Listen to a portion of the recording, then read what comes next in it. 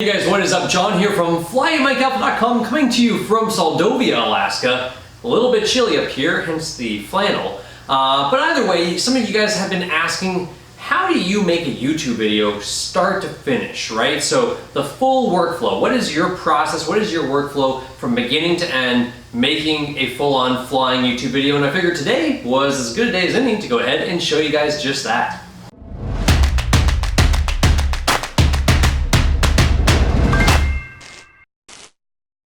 Okay, so once we pull everything off of the airplane, all of our cameras go here onto the desk.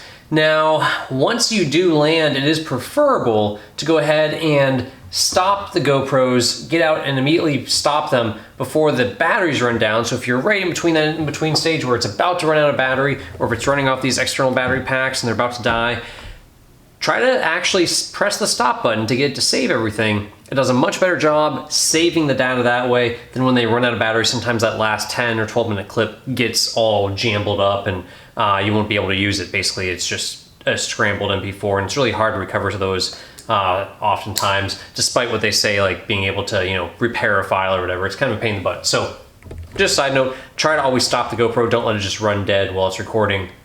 So come in here, basically pop out all your SD cards, make a nice big pile, pull out all the batteries while you're at it too, so you can go ahead, it's kind of a pain in the butt to get these little batteries out of here, and make a little pile of all your batteries, all your SD cards, and then you'll go ahead and start importing all of the footage.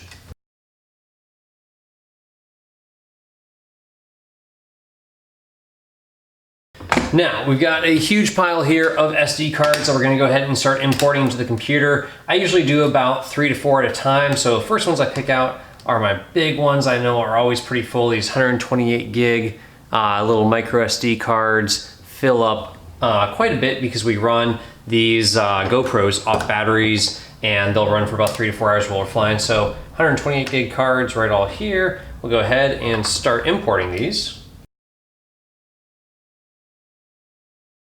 Now, before I actually start importing anything, first I'm going to go into my internal hard drive. So I got this 4 terabyte internal hard drive I initially bring things into. I'm going to go ahead and name this the day of what we were doing. So today was 4:30 and we flew from Cordova to Soldovia. And we're going to go ahead and then make all the folders we're going to put footage into. So we had a GoPro 7 that was on our wing tip. We had a GoPro 6 that was our wing mid camera. We had a GoPro 6 that was a side view cockpit. We had a GoPro 5 as a tail cam. We had a cell phone that I took a few pics with. The drone, took a few pictures, a little bit of video with. The pocket Osmo camera we used as well. And then we had the 1DX big Canon we were using along with our 6D for vlogging. I think that is all my cameras. Oh, and then we had the GoPro 4 for backup audio that was facing our faces. We always keep that in the same position, facing right at us. And then we had the raw audio that we record with an external recorder plugged into there. So those are all of our folders that we're going to go ahead and bring footage into. Then I just go ahead and see what this footage is. Well, there's not much here, so this is probably off of the side cam there. So we'll go ahead and I just cut it because I'm trusting I have a good connection over here to all of my USB things. If you don't trust your connection or if you're afraid your computer's gonna crash or the power's gonna go out, don't cut them, just copy them and then you can go back and delete it later. So that's gonna be going into GoPro 6 side view, Control V, we'll just paste that in there. And we can do a couple of these at once, otherwise you're gonna be here for hours because we have tons and tons of footage. So we're gonna cut that, we're bringing that back into here, and this was the wing mid cam I was just looking at. Control V, paste that in there. Command V, I believe, if you're on a Mac, or if you're one of those weird people that use Macs. And then our last USB guy here is probably going to be our GoPro 7 on the wing tip. And not too bad. We can see 52 gigabytes is what we were getting here. Oftentimes we'll fill up those little 128 gig cards in about 3.5 to 4 hours of flying. And that can take a long time to import, especially if you do it one at a time. That's why we're doing multiple at a time through this little USB hub here. Now that was our GoPro 7 wing tip, paste that in there. And so now we can see we've got all this running, 2.5 minutes left there, 7.5 minutes left there, 9 minutes left here. Then Go ahead, crack yourself a beer, come on back later, just keep working through this process until you go through all of these cards here. And in the meantime, you can go ahead and start charging all of this stuff. We have this handy dandy little bag that I've set up here that has all of our stuff in it. And we have this little USB charger pack, a little hub here. We can run all of our wires to, and it looks like a big old weird Christmas tree plugged into the wall with charging 6 things at a time. But that's what works really well for us. So now it's time to go ahead and open up Premiere Pro. You can click on Premiere Pro, wait a couple weeks, then it finally opens. We'll click on New Project, and we're going to put this project inside that folder we had created, just for the sake of not losing track of where all those files are at. So for the sake of organization, we're going to go to our actual new project file. So it's going to be 1015 in this case. We're just picking a random one here. And we're going to save the project in there, title it something like, I don't know, example edit from me.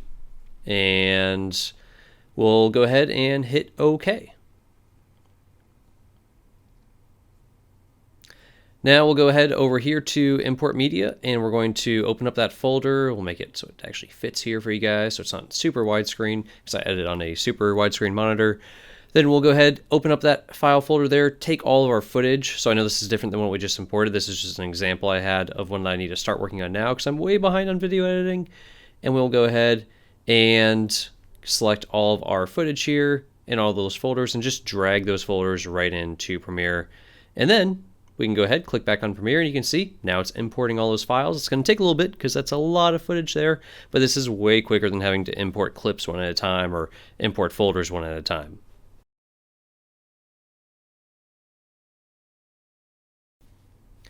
Now the import's done, we could go ahead and just kind of keep waiting for things to finish conforming, right? So we can see down in the bottom right-hand corner where things are conforming. So basically none of these clips have audio right now. It's conforming them to be an editable format for Premiere. But you can sit there and wait, or you can just go ahead and get right into the edit. I prefer just to get right into the edit. So I'm gonna find a clip that I want to make my timeline from. So I'm going to find a clip and right click on it, find out what the properties are on it, basically what the frame rate is, and decide if that's a frame rate that I want for my timeline, and that's specs that I want for my timeline, whether it's 1080 or 4K or whatever I'm doing that day. Then I'll go ahead and use that clip to just drag right in there and get a timeline going. So right over here to properties, wherever that is in that list there, and somewhere there it is. All right, 59.94, so 60 frames a second, 1920 by 1080, sounds good to me. Let's drag that on in there. We'll make that our timeline. Now, that's going to be our sequence, right? So we're going to come down here and label that sequence of something. So sequence maybe 1015. And now we've got our timeline going with that sequence. Sequence and timeline are kind of interchangeable terms in Premiere. And now the next step for me here is going to be go ahead and open up my template file, which is my intro for all the vlog videos. And it's not in the recent folder here, so we actually have to go ahead and find that project file. We'll open up our template project file, and that saves us a lot of time in having to create an intro every time, obviously. So on our desktop here, we should have template somewhere in there. There it is. We'll double click, open it. And now we can just go ahead and from that sequence, from that timeline in that project file, click and drag all that stuff over, select it all, drag it right on over, drop it onto this timeline and this sequence, and that'll import all the necessary files over into this project file as well. So there is our standardized intro that we use. And the only thing I have to do here is click and drag that red dot to make it where we're actually at in the country right now. Put it right there. That's where we actually are. And good to go.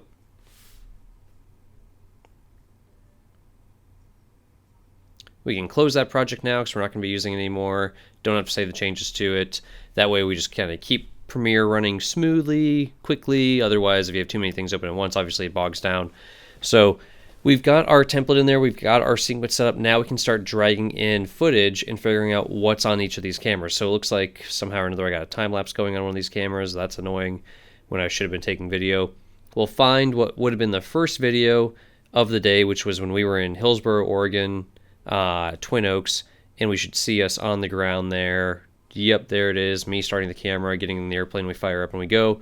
So let's go ahead and drag that onto our sequence, onto our timeline. And when we drag it over there, we're going to drag over all of them at once, right? So all the ones that are from that sequence, we just look at the actual titles or the actual names on the files that are all in sequence with each other, control and click on them, and then we can drag them all over at once. That way they're all touching each other, just kind of saves us a little bit of time. Cool, they're all on our timeline here. And now the next step is to find a defining moment in this footage, right? Because we're gonna have to sync all of our layers, all of these cameras we used, to that time. Now, it'd be great if we could use time codes, but the times on GoPro cameras never reliably stay in tune with each other. So using time codes isn't really that practical, I guess. So we have to just look here for when the propeller blade starts turning, and then I'll go ahead and make a cut in the footage right when that prop blade starts turning. And we'll use that cut to help sync up the rest of our footage, the rest of our layers to that. So we make the cut there. Now let's go ahead and find another layer. Maybe we want to use, oh, probably the GoPro 6 on the wing would be a good one to use. So the GoPro 6 wing mid, in this case, we'll go ahead and find all that footage. And yep, that's the beginning of the day right there at Hillsboro, Oregon. We'll go ahead, or Twin Oaks rather, go ahead and click on all these clips here and get them so they're going to be in sequence with each other. And once we have all of those highlighted, then we'll go ahead and drag them on over into our sequence or into our timeline. And of course we drag them above so that we don't, cover up the footage that we already just put in there. And of course Premiere throws an error because it's Premiere and it always has errors. Luckily it's not crashing on us. We do like to save our files often because Premiere does crash and does scramble files and footage, and it's not so great. But I use a PC and I'm not ever going to use Final Cut, so I'm stuck using Premiere. Now we can see here we want to highlight the top and bottom here so we can drag them together. We're going to try to drag them to where we can sync up the propeller turning. So looking there, it's not turning yet. We have to drag it a little bit more.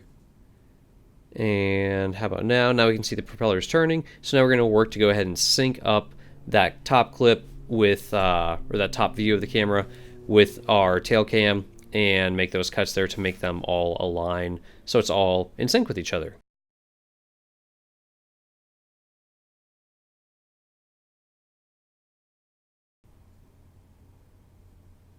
So now I've gone ahead and clicked our top layer off there just so I can scrub back and forth, make sure it is in fact in sync. That's good.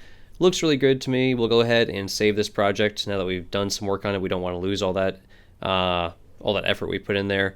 And the one thing I should have done before I started dragging anything on the timeline was to color code this footage. So that's something I forgot that I've just gotten in the habit of doing now, where I go ahead and color code each camera. So GoPro 6 from the wing is going to be a color. We go right click after we select everything, go to label, and oh yeah, we'll just make it violet. That sounds good. And we'll go through and do this for each one of our cameras. Now it's not going to change the footage on the timeline. We actually have to label it before we drag the footage on. That one can be iris. That sounds good to me. And so none of the stuff that's on the timeline already is going to change. It's just going to be everything else that we drag on the timeline after the fact. We'll have these color codes you'll see in a second here. Really helps with the editing process, knowing what in the world you're actually looking at. So now we want to go ahead and move all this footage over. So we're just going to click there with that little tool, drag all this footage to the right, make a little hole in our timeline, and we're going to go ahead and drag in some of these beginning clips from the beginning of the day. Those are our vlog intros of us talking, our faces there. And more errors, we can ignore all those. We'll clear them. Doesn't seem that important to me. And so we can see that is yellow because we labeled our Canon vlog camera yellow. So that way I know, hey, those clips are us most likely talking, or they're going to be B-roll clips of us when we're flying around in the airplane. And we can see, yeah, there's more of us talking there. Just trying to figure out where all these clips happened, what airports they happened at, where in the day they were. So that looks like it's going to be after we landed, after our first flight. So we can go ahead and try to get organized here. All looks good to me. The next one's going to be back airborne again. So let's go ahead and just drag some of these clips onto the timeline. Those three, we'll just go ahead and drag to the end there because we know that's after we land from our first flight is when those happen. So I'm just trying to kind of space this out in a logical way to me so that I know things kind of how they chronologically happen that day and get everything tossed up onto our timeline. More and more errors. Maybe it doesn't like the fact that we have like Lightroom and Photoshop open and all these other things open at the same time. So maybe we'll go ahead and try closing a couple things there. Get rid of Lightroom. Cool picture. Yeah, let's get rid of that. And we should probably close Photoshop while we're at it too. But either way, You'll get a lot of errors and stuff in Premiere. Just keep saving your files as often as possible. Notice here, there's no audio on this clip where obviously we're talking. That's because it has not conformed yet. So we can see down in the bottom right where it's still conforming clips, and we can see this one's already been conformed, so there is audio there. It just means you have to wait a little bit longer. It will show up. Because we're dragging and dropping clips and watching clips and stuff while we're trying to build this timeline while it's trying to conform, there's only so much processing power available, so it runs a little bit slower than if you had just got up and gone, had a beer, and then come back to this thing, a couple hours later. But you can, in fact, work and edit while it's conforming, so you don't have to waste too much time that way. Time's really kind of precious to us, especially how much footage we have to go through, so I usually jump right into it. It doesn't bog the computer down too much or anything like that. So next layer is going to be us sitting in the airplane here. Again, same deal. We just find basically where it started the day. Here we are. It started, and it looks like I started the camera right when the prop was turning. So I'm not going to be able to sync it off the propeller blading starting to turn. So in this case, I'm going to have to sync the footage off of when we cross a hold short line, or when the wheel crosses a crack in the pavement, or something definable throughout all of the cameras. And so it looks like here as we're taxing out, hopefully there'll be a line or something on the pavement we can go ahead and sync this up to. And you guys already saw me sync things once, so we're going to go ahead and speed. So there we go. We now have another layer on there. It's color coded this time, so the camera looking forward from behind us is color coded with that nice orange color there. I'm back into our GoPro 4 folder where we record a lot of our audio, and the camera looking forward had audio that was plugged into the intercom. More errors, just ignore all these. And yeah, so the GoPro 4, well, yeah, we need to close Photoshop. Maybe that'll help. So get rid of Photoshop. We don't have to save any of that stuff. Sorry for the little break here. Get rid of Photoshop. Nope, don't need that one either. All right, back to Premiere. So we have audio from the GoPro 6 that was looking forward and the GoPro 4 that was looking at our faces. So now we can sync that footage off the audio peaks rather than having to sync it visually off of something, which makes it a little bit easier. So we'll go ahead and expand these audio peaks here, just kind of zoom in on them and click and drag to get them synced up as closely as possible.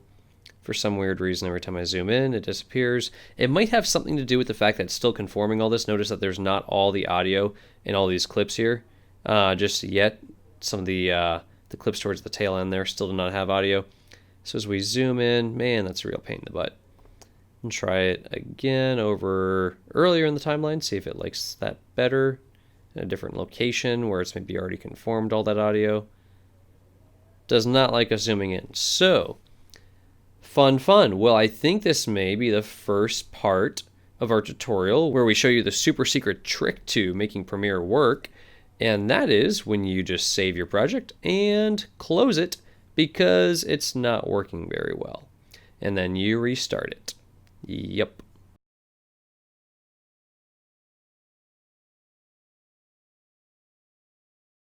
All right, we've restarted Premiere, and it's a little painful for me to edit in a tiny screen. So this is a widescreen I edited on. It's like 34, 36 inches wide. So sorry that it's super wide, but I just cannot stand editing tiny like that. So we can see down here in the bottom right, things are still conforming. That's why we don't see audio there. Oh, and that one just conformed, so we do have audio on that one now. Let's try to zoom in all the way as tight as we can. And yes, for some reason, stopping it and starting it again seemed to help it. So try to get those peaks synced up as close as you can to within, 1/100th of a second. Notice they were pretty close at that end. And notice they're a little spaced out here. How far spaced out are they? Well, wow, quite a bit, right? So almost like 0.1, yeah, almost like 1/10 of a second. So here's the fun fact. 1 hour on one camera is not 1 hour on another camera. So your audio and your syncing get skewed as you work further down the timeline. So things will be off by up to 1/10 or 2/10 of a second per hour.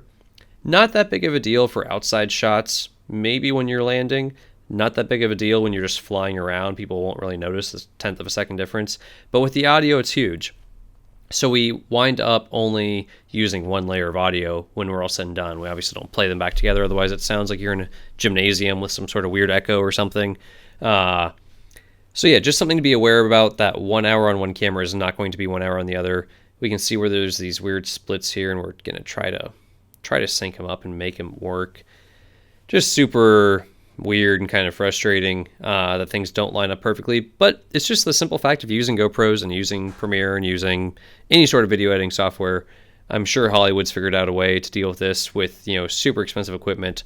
We're using stuff off Amazon here, guys. It's not that high tech.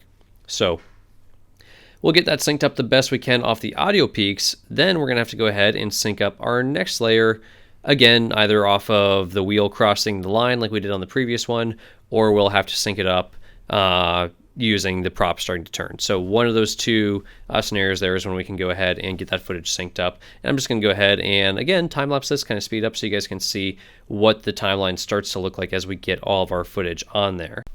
What I'm doing with all these little clips here is just kind of throwing them on chronologically where they would be. So there's some B-roll clips from the Canon vlog camera I throw on top of where we were flying, because that's what we were doing then. Now here, with all these JPEG images, now that was supposed to be video, I kind of messed up. So what I'm going to do is go into File, Import, open up all those JPEG images, click on the very first one, make sure I check that little checkbox there that says Image Sequence. Scroll through here, all looks good. They're all coded same numbers, you know, sequentially. Check that little checkbox, Image Sequence, and then go ahead and hit Open, and that's going to bring in another little clip there down at the bottom. We can see it's, about a few seconds long there, and that is a time lapse. We'll go ahead and name it time lapse, and I'll drag that in to where it should be logically on the timeline that's taking off out of Davis, out of that little grass strip we land at, halfway to Bend. And so I'll go ahead and throw that, you know, where it logically makes sense for us to have that on the timeline here. Kind of a cool little clip, actually. And yeah, we flew that little canyon, couldn't make it out, so we had to turn around because we didn't want to hit the trees. And yeah, then I think halfway through that flight, figured out I was in time-lapse mode or JPEG mode, and I really want to be in video mode. And I think I switched it at that point. So we can come in here and find when I finally switched to videos and then drag that stuff onto the timeline. And so I'm making a whole nother second group here for that second flight. And same exact process as before. I'm going to have to find where I can sync all this stuff to. Now, how do you sync stuff that, you know, there's not a prop starting to turn, or, you know, this is happening in flight? Well, easy to sync it off the landing, off the main wheels touching the ground. Easy to sync it for the interior cams that don't see the main wheels touch the ground. When you see that little bump in the people moving up and down, that's when we landed probably. You can sync it off of sound if that's a possibility. There's a lot of different ways to sync the footage. You just have to be a little creative with it. And now we can start just kind of dragging and dropping and building up this timeline. And again, let's time-lapse this because it takes a really long time. So here's where we're at now. We have all of our footage tossed out there. It is all synced up to the most part. We have our audio synced again on that letter clip. Everything is color-coded the best it can be, so we can kind of keep track of things. We threw the drone clips and everything out in there in roughly chronological order. And now we can go ahead and get to the next part, which will be color grade. So the next step here is going to be color grade this stuff, right? So make it look pretty and shiny. We can see that, you know, the footage from the drone looks kind of blah, and that's because it's shot in a flat profile. Footage from GoPro 7 should have been kind of grayish too, but I think I just got that camera and I forgot to put it into a flat color profile. So we'll go ahead and use, I use this a lot, and I use it about 50 to 90%. And it looks pretty good there at about 40-some% because it's already, you know, GoPro colors, you know, try to make it fancy. So you can see that that's not quite as bright as that. I like those colors a little bit better. So I'm going to swap them between this clip and that clip. So what I'm going to do to save myself a little time here is go to Effect Controls. I've highlighted this clip, and I've got Lumetri Color, Control C or Command C if you're working on one of those evil devices. And see, it's kind of gray. I'm going to go ahead and Control V, and boom, look, it looks beautiful. I'm just going to do that all the way across the board, so I have the same color grade on all that footage for that camera. And then I'll turn off that video layer, look at this one below, and maybe I want to color grade this guy with, oh, I don't know, McKinnon, and do it at 70%. And I probably want to bring down the highlights because our faces are blown out. Bring up the shadows a hair. Saturation could come up to maybe 115. And still not thrilled with that. Try the auto function. It still looks terrible. The blacks get crushed way too easy, so if I go full auto on that, -16, my Lumetri scopes, I can see I'm bottoming out my colors there, right? So my blacks are getting crushed way too much. I need to bring it up to where those colors aren't hitting the bottom there. So really, with a Chromie GoPro camera, that's going to be 0. It doesn't have the color science behind it to actually be able to be pushed to negative numbers. And I don't know, I think I'm just going to bring those shadows back up, bring those highlights back down, push up my contrast so it looks better. And happy with 115. McKinnon's at 74. And I'll answer that later. And then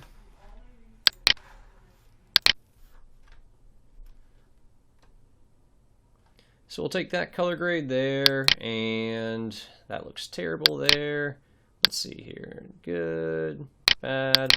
We'll go in here, copy our color grade, lumetric color, Control C, come over here, Control V. Not great, but better.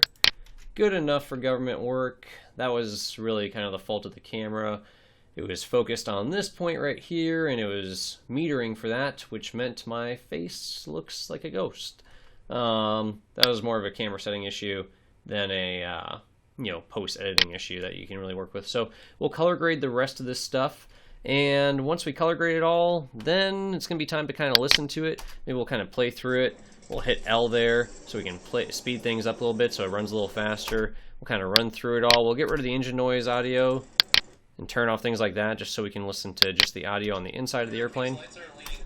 And we can play it a little faster. We'll go and start making some cuts. We will drag in some music to lay in here.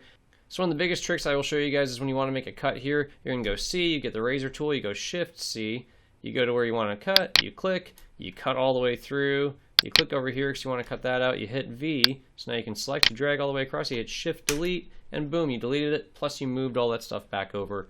Just saves a lot of time and effort in that regard. Other than that, we're going to go ahead and tear into this. You guys probably don't want to see all that, and we'll update you here in a little bit, probably like 10 hours from now when we get this looking a little bit more like a final project.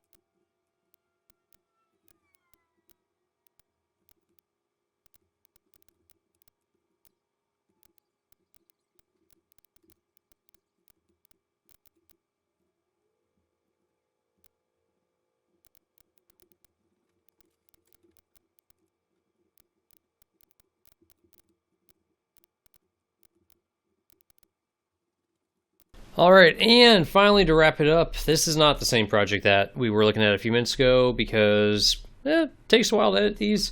It used to be like 30 some hours. I've kind of gotten it down now where I can do one a day. But I think to wrap this one up, we're going to go ahead and pull in one more little clip here. We'll throw our little default logo into our project file here. Of course, wait for it to autosave.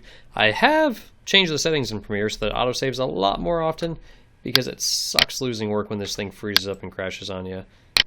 We'll go ahead and throw that up there.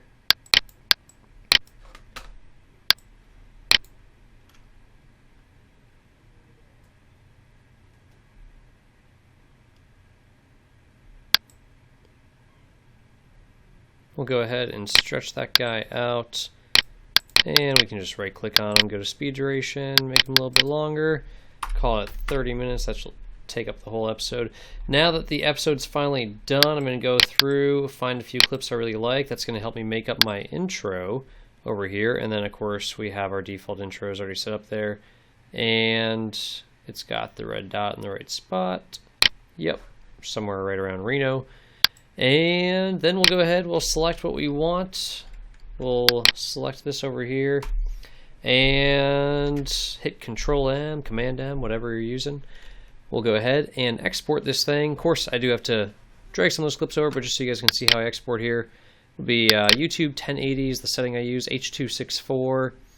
If there's a lot of low-level stuff, a lot of really detailed stuff, that's going to get bumped to 30 megs a second and just a constant bit rate. Really, 16 will be fine for this one. Maybe, yeah, 16 should work.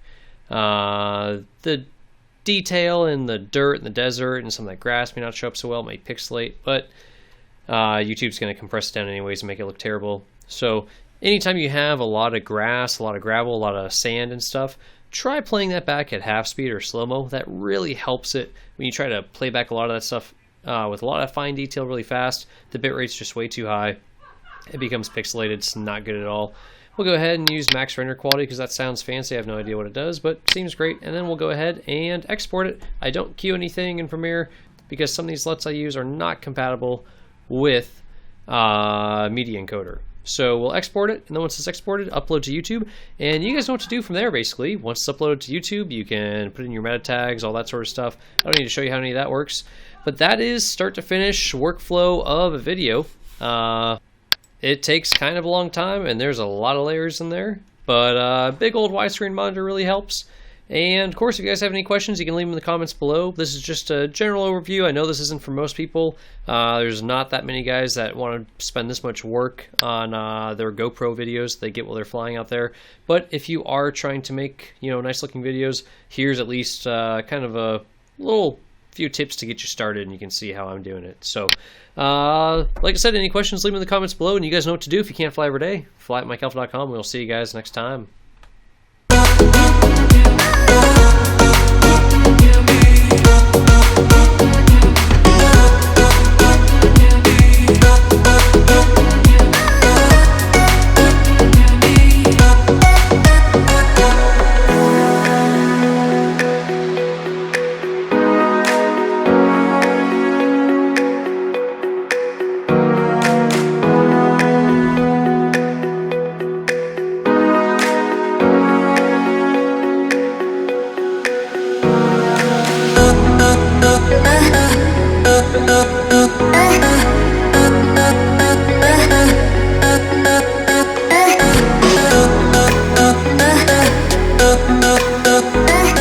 So we had an awesome time out of Bose. Super cool dude, super cool little strip. It's kind of a one-way in, one-way out sort of deal. Fairly high density altitude, but still a ton of fun. And probably the most interesting thing that happened while we were there was somebody flying a drone up into the tree and then them using a helicopter to try to basically shake the drone right out of the tree to make it fall back down. It's actually a pretty good idea. Unfortunately, it didn't work. I think they had to use a ladder in the end, but pretty good idea.